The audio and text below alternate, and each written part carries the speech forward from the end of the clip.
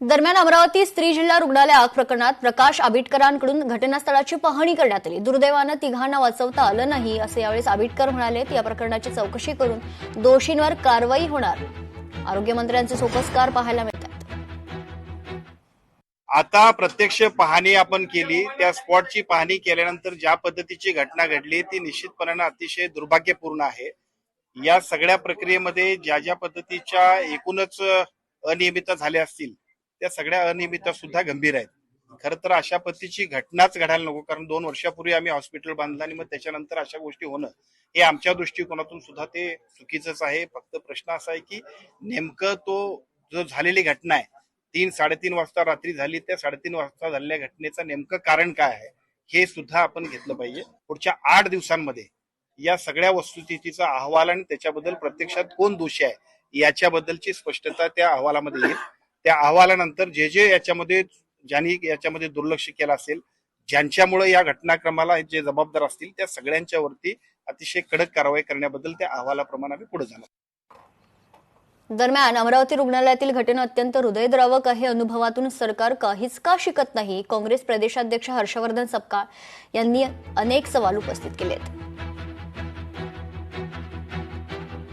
अत्यंत हृदयद्रावक घटना आहे आणि याची शृंखला सुरू असल्याच्या बद्दल या ठिकाणी मला खेद व्यक्त करावासा वाटतो।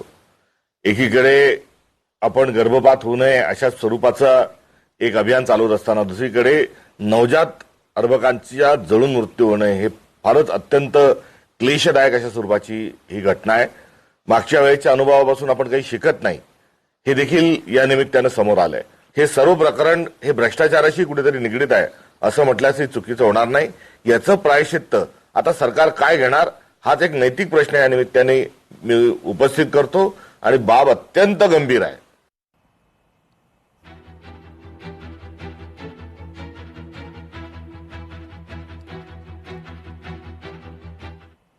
वळूयात पुढच्या आणखी एक महत्त्वाच्या बातमीकडे। साखरेनंतर आता गुळाच्या दरातही वाढ पाहायला मिळते। सोलापुरात नागरिकांच्या खिशाला मोठा फटका बसलाय। गुळाच्या दरात तब्बल 15 ते 20% वाढ झाल्याची माहिती।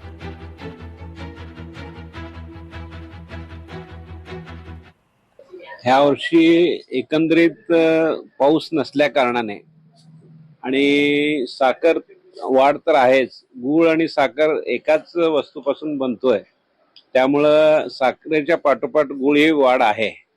आणि ह्या वर्षी गुळाचं उत्पादन कमी आहे आणि गुळ प्रोडक्शन शेतकरी कमी प्रमाणात आता बनवत आहेत, त्यामुळं साखर मिळू शकेल पण गुळ नाही मिळणार, त्यामुळे मार्केट कमी राहणार नाही। आमच्या किरकोळ खाणाऱ्या लोकांना, ग्राहकांना त्रास होतो। महिला लोकांना विचार करावा लागतो की बाबा ही असंच परिस्थिती राहिलं तर सण कसं व्हायचं पुढचं सर्व।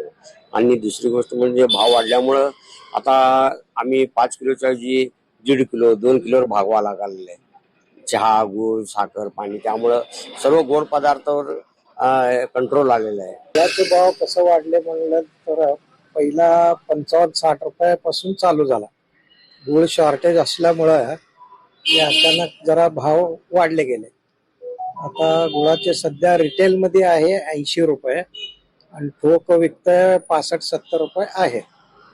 आता त्यानंतर पुढं आता जर साखरेचे बी भाव जास्त झाले त्यामुळं जरा गुळाला पण तेजी आलेली आहे।